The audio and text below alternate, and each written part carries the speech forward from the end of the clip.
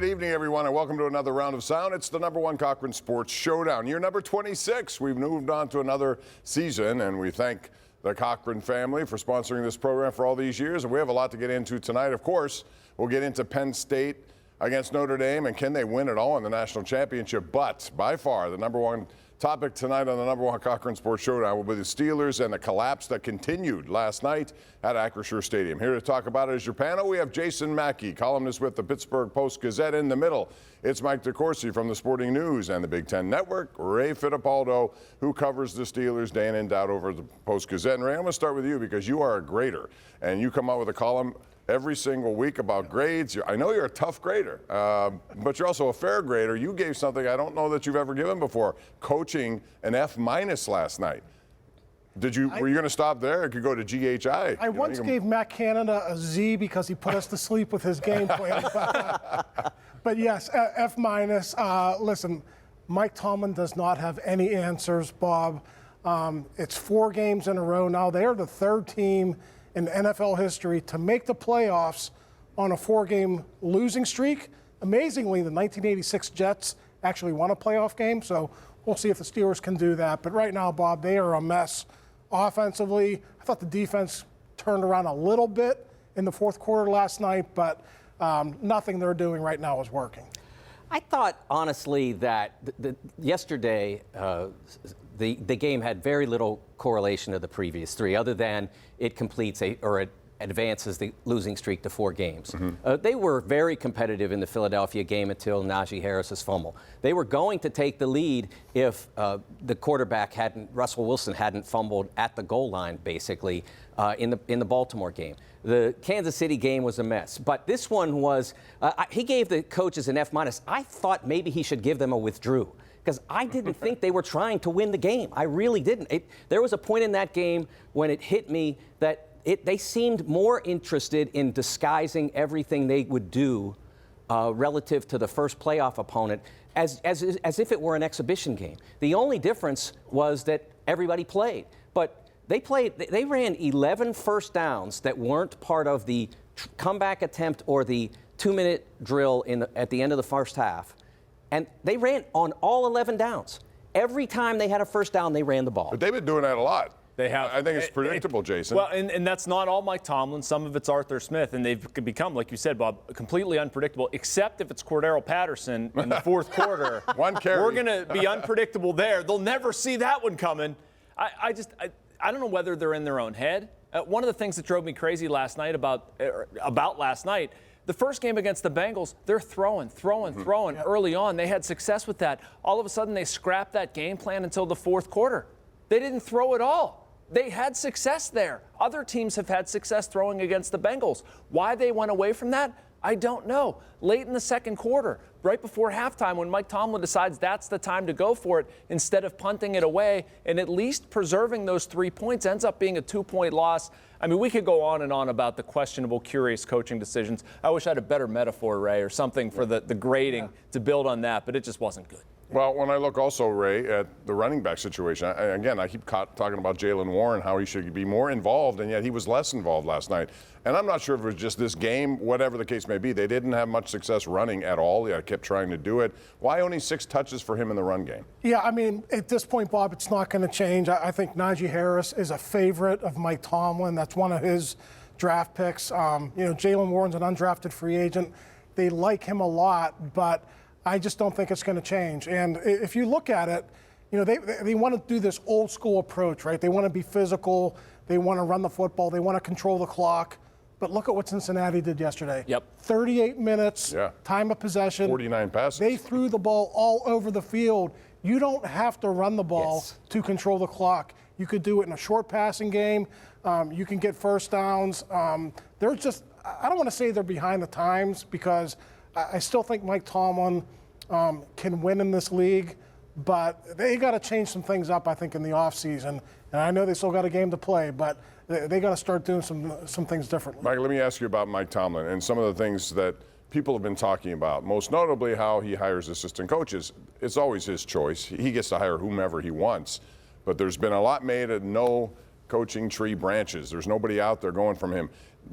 Is he somebody who wants to control what goes on there to the point where he will not hire maybe the best guys, but people he's comfortable with? I think there's a lot of that. And I think that he is terrific at so many aspects of NFL coaching. I mean, elite at most of them. But that's his weak spot. That's his blind spot. He doesn't seem to want, and maybe it goes back to when he was hired and it was like, okay, here's your OC, here's your DC, enjoy. And of course they did. They did very well with those two men, Bruce Arians and Dick LeBeau. Yep. They did very well. But I think now there's an insecurity there. He doesn't want anybody, he doesn't seem to want anyone to be elevated over him. And the best coaches don't worry about that. They just worry about, do we win? And I think that I honestly said in the offseason on Twitter that he should have no input other than here's your new offensive coordinator. Can you work with him? I really thought that he had shown such a weakness in that area that if he wanted the 3-year contract extension, which he ultimately received, that should have been a condition. Here's an interesting parallel. I was thinking about this last night when the Penguins were winning back-to-back cups and they were really good.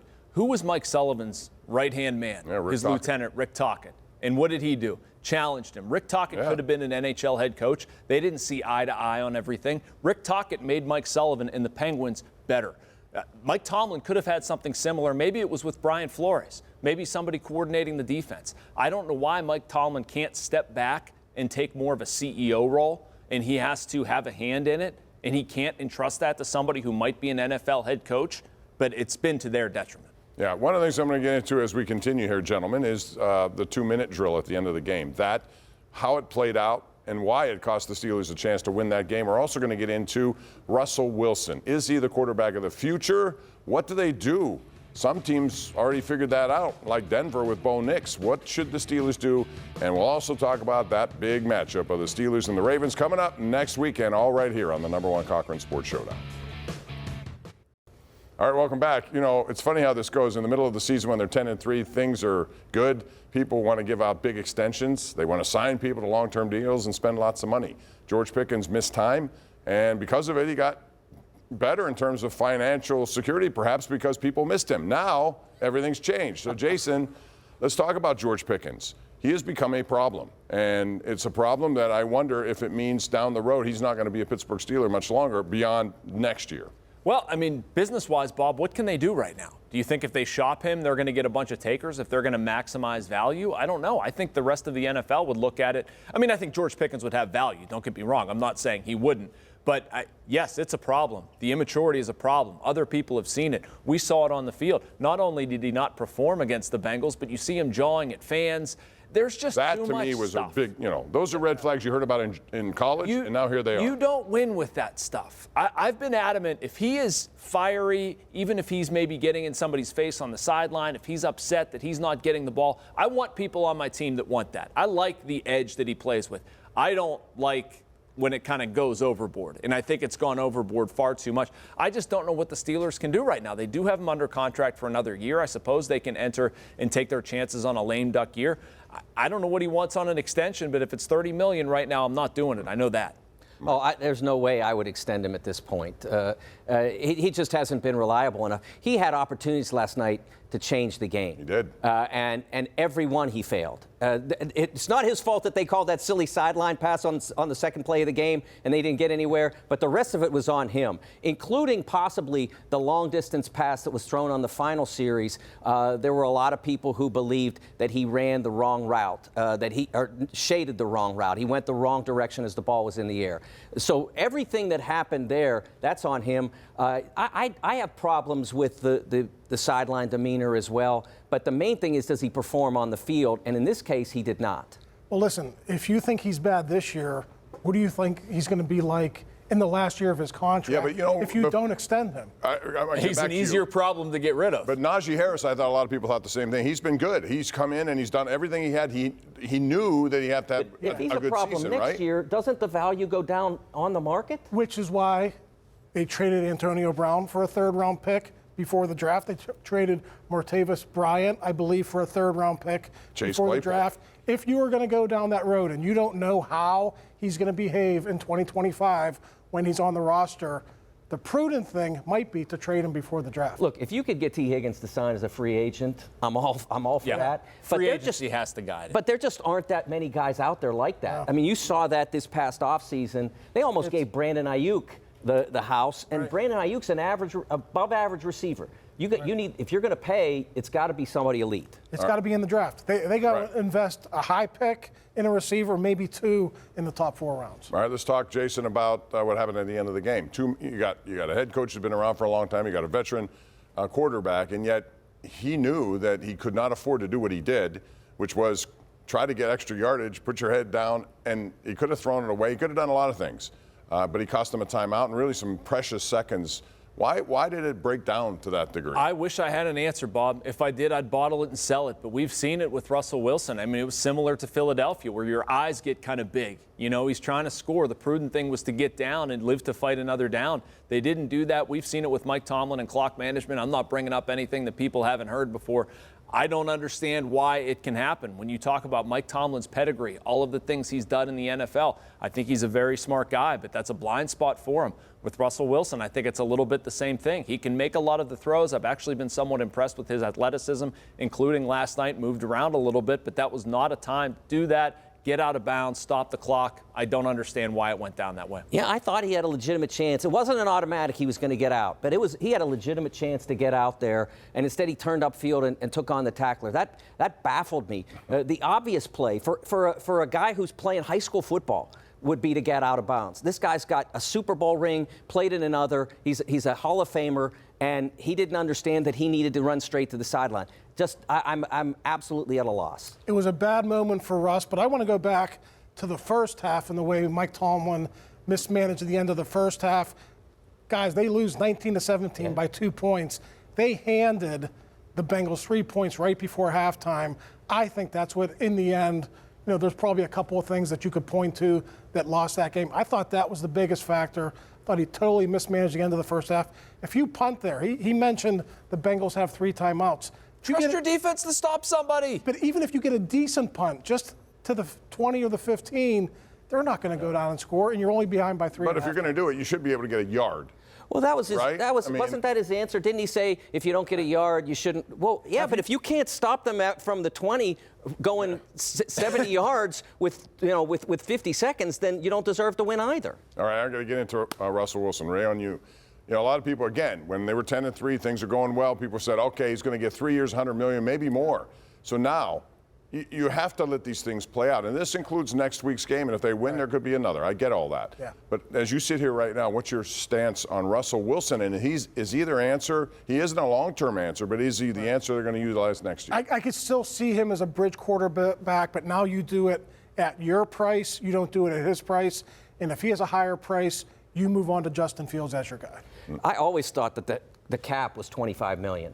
And maybe 2 years and a mutual option. I always thought that because it's too much to invest in one position, especially when you don't know for certain that he is at that level now. He's not at the Mahomes level, the Jackson level. So I thought that would have been plenty, and I thought that he would embrace that because is he playing for money now? He can't be, right? He's got to be playing to win. Yeah. I agree. I'm $25 million before the game. I think I would have agreed. I think my price went down after seeing Saturday, honestly. Yeah. And if I look at this, we can lose without you or we can go to Justin Fields. I'm not sure there's much of a difference, Bob. I really don't. I mean, if Russell Wilson wants to come back here for 2 years, $30 million, be a bridge guy, that's fine. I'd be okay with Justin Fields being a bridge guy. I don't think either one is a long-term answer for various reasons. At some point, they're going to have to fix this, draft somebody, get somebody in here who can be here long-term.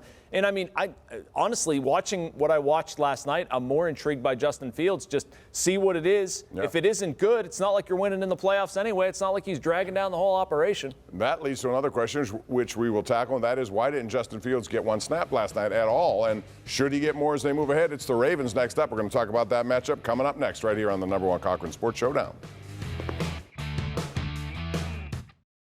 All right, welcome back. We're talking about the Steelers and the Ravens coming up. But before we do that, Jason, real quick, going to get your take on why no Justin Fields last night, even in a somewhat of a, couple play role, whatever it may be. Why not, and how much would you use him this week? Well, the conspiracy theorist in me, Bob, thinks they didn't want to expose Justin Fields to threaten Russ, that's Mike Tomlin's guy, and they didn't want him to feel like he had to look over his shoulder for Justin Fields.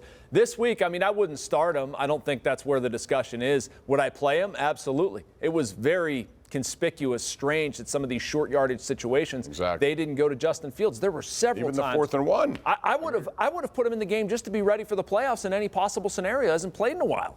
Yeah, I go back to my theory about that they were covering everything, that they didn't want to show anything to the potential playoff opponent, whether it be Baltimore or Houston. They just did not look like they were interested at all. And I know it seems crazy, but it just didn't look like they were interested at all in opening the playbook.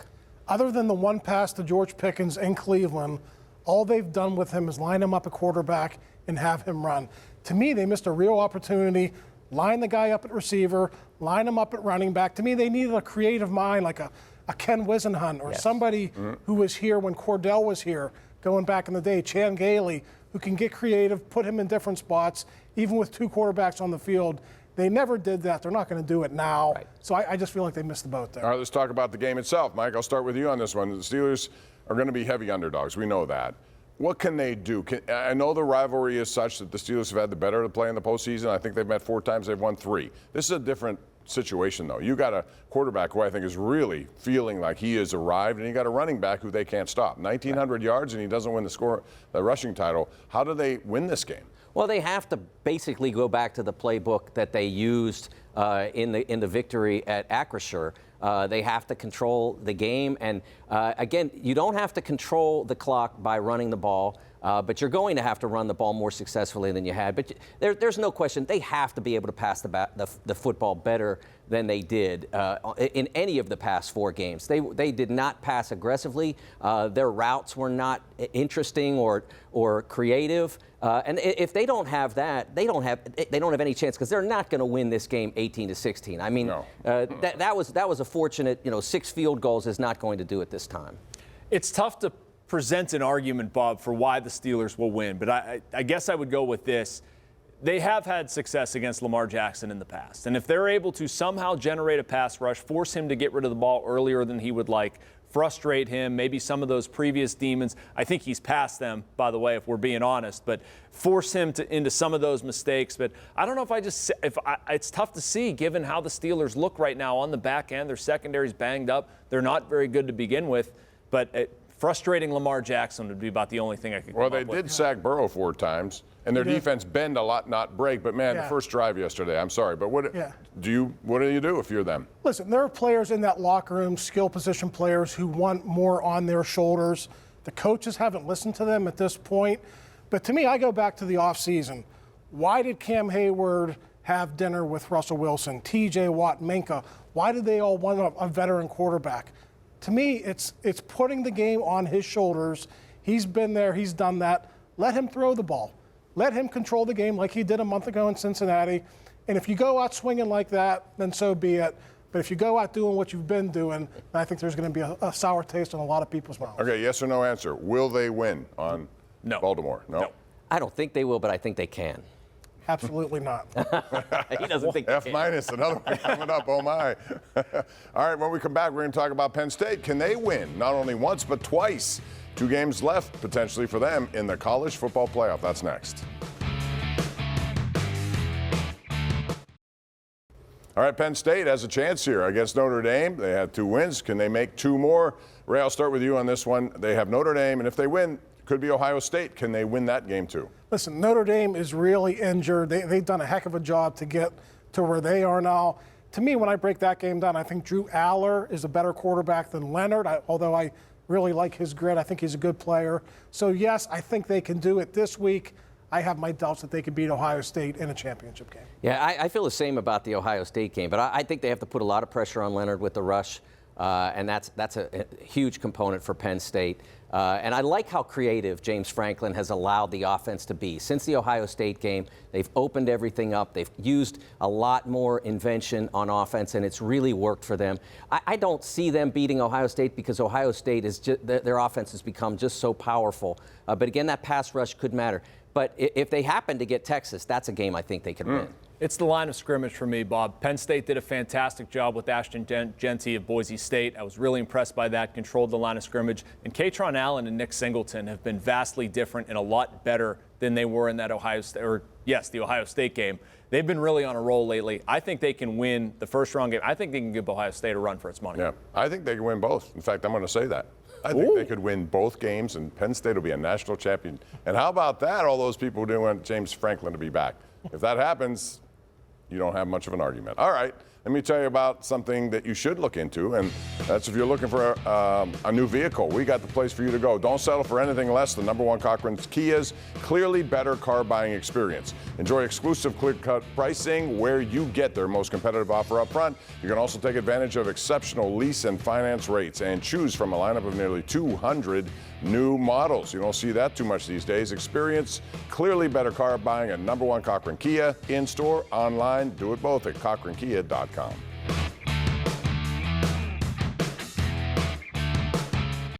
All right, Steelers and Ravens. It's the trilogy matchup. It's 1-1 going into this one.